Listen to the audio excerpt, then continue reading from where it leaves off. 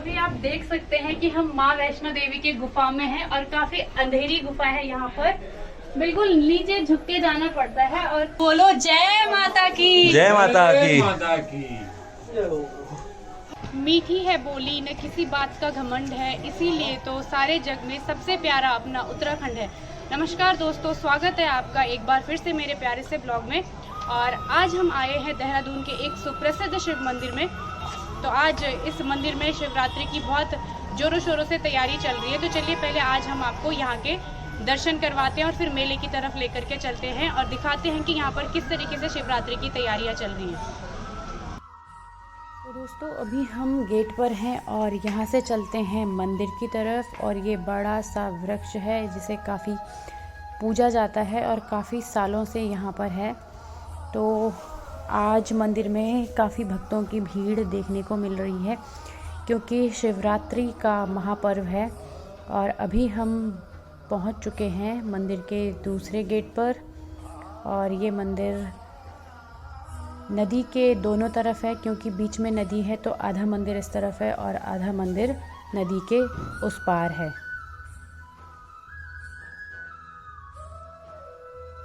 और यहाँ से आगे हम अब गुफा की तरफ चलेंगे, मेन गुफा की तरफ।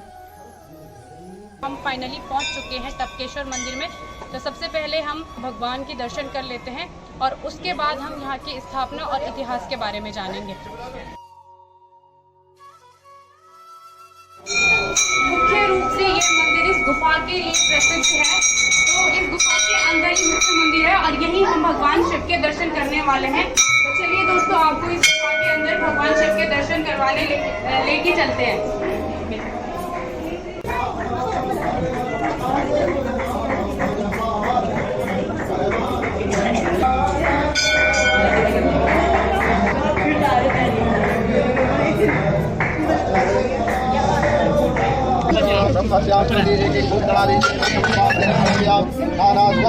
पानी को ये जो पानी टपक रहा है ऊपर से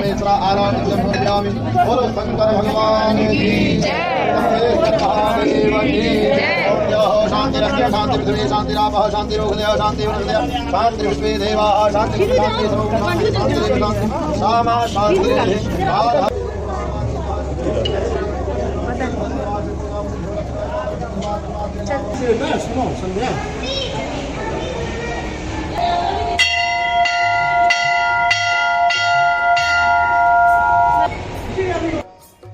और अब हम उस स्थान की तरफ चल रहे हैं जहाँ पर अश्वत्थामा जी ने तपस्या की थी। तो ये उसी गुफा की तरफ अब हम आगे बढ़ रहे हैं। अभी है हम प्राचीन गुफा के अंदर, ऊपर से हम दर्शन करके आ चुके हैं।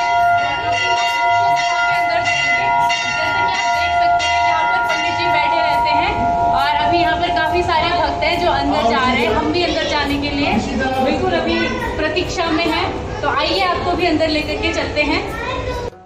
दोस्तों ये वही स्थान है जहां पर अश्वत्थामा जी ने भगवान शंकर की तपस्या की थी और भगवान शंकर जी ने प्रसन्न होकर उन्हें दर्शन दिए थे।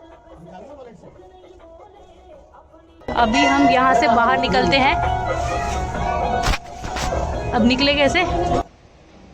ये देखिए दोस्तों, यही जो गुफा है इस मंदिर के आकर्षण का केंद्र है। और यहाँ एक गुफा नहीं, यहाँ बहुत सारी गुफाएं हैं। लोग यहाँ दूर दूर से पूजा और अर्चना करने आते हैं और इस मंदिर की बहुत मान्यता है। तो दोस्तों मुख्य मंदिर के दर्शन हम करके आ चुके हैं शिवलिंग के। और अब हम चलते हैं उस तरफ और उस तरफ के मंदिर के दर्शन अब आपको करवाते हैं। अब हम यहाँ से चलते हैं माँ संतोषी की मंदिर की तरफ और माँ वैष्णो देवी की गुफा की तरफ। नीचे आप नदी देख सकते हैं और ऊपर पुल पार करके हम पार मंदिर के पास जाएंगे। और यहाँ पर काफ़ी लोग सेल्फी और फ़ोटो लेकर अपनी प्यारी यादों को कैमरे में कैप्चर कर रहे हैं। वैसे तो इस नदी में सांप भी देखने को मिलते हैं, लेकिन आजकल साफ़ सफाई है तो सांपों का खतरा नहीं है। यह मंदिर इतने शांत वातावरण में है कि लोग यहाँ बार बार आने को मजबूर हो जाते हैं। और अब यहाँ से थोड़ी सी दूरी पे हमें महामुनि कपिल जी की मूर्ति देखने को मिलेगी। ये अभी आप महामुनि कपिल जी की मूर्ति देख रहे हैं। और अभी हम पहुंच चुके हैं माँ संतोषी के मंदिर में। दोस्तों फाइनली हम अभी इस मंदिर में पहुंच चुके हैं। जैसे कि आपने देखा, हमने अभी तक टपकेश्वर में बहुत सारे मंदिरों का दर्शन किया। अभी हम जाने वाले हैं माता वैष्णो देवी की एक छोटी सी गुफा में, जिसके अंदर से हम प्रवेश करेंगे इधर से और उधर से हम बाहर निकलेंगे। तो चलिए आपको पहले गुफा में लेकर के चलते हैं और माँ वैष्णो देवी के दर्शन करवाते हैं।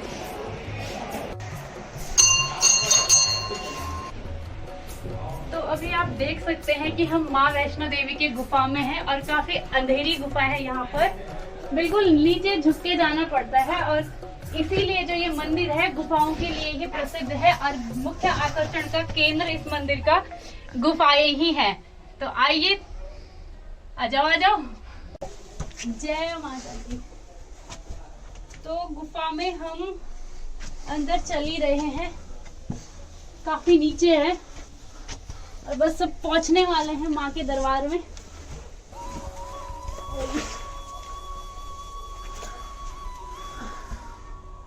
फाइनली हम कहाँ गए मेरे कैमरामैन? वो पीछे रह गए। तो फाइनली हम गुफा के पास में माँ के दरबार में पहुंच चुके हैं। बोलो जय माता की। जय माता की। जय माता की।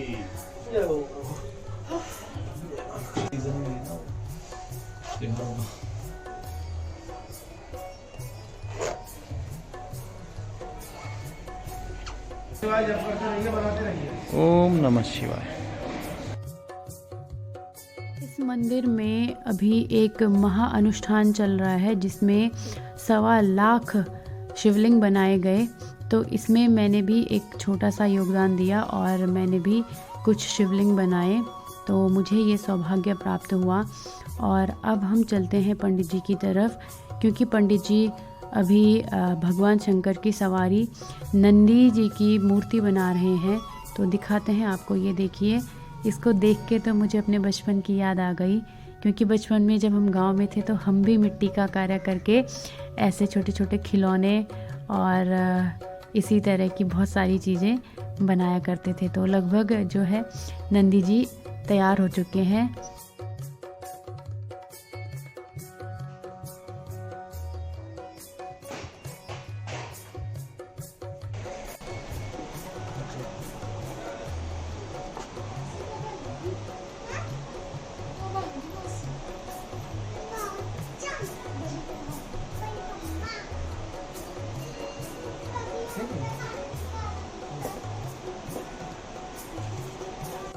दोस्तों सारे मंदिरों के दर्शन हमने कर लिए हैं और अभी अंतिम अब हम माँ के दरबार में आए हुए हैं और काफी पॉजिटिव एनर्जी भी यहाँ पर हमें मिल रही है। कहा जाता है कि आदिकाल में देवताओं ने यहाँ पर भगवान शिव की तपस्या करी थी और उनकी तपस्या से प्रसन्न होकर भगवान शिव ने उनको देवेश्वर के रूप में यहाँ पर दर्शन दिए थे। तो इसलिए यह मंदिर जो है भगवान शिव को समर्पित है।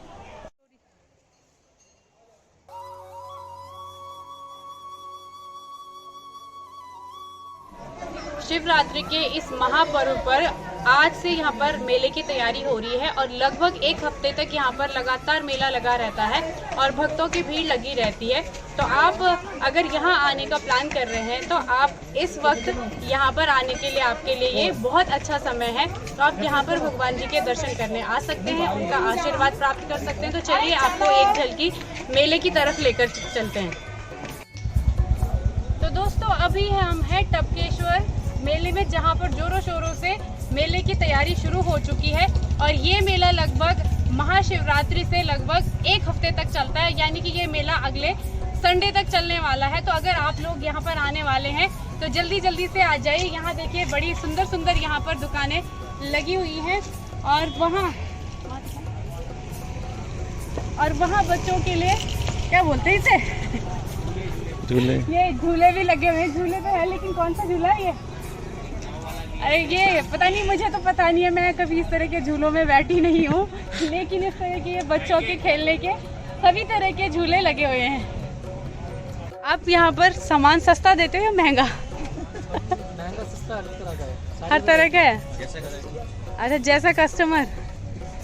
तो ये देखिए, अगर आप लोग यहाँ पर सामान लेने आने वाले हैं तो यहाँ पर आपको बहुत सस्ता सस्ता सामान मिल जाएगा, है ना बहन जी?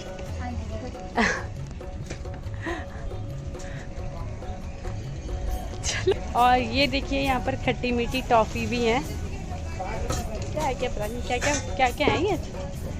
टॉफ़ी, सौंफ और अचार है। ये लाल मिर्ची का भी है। हाँ जी।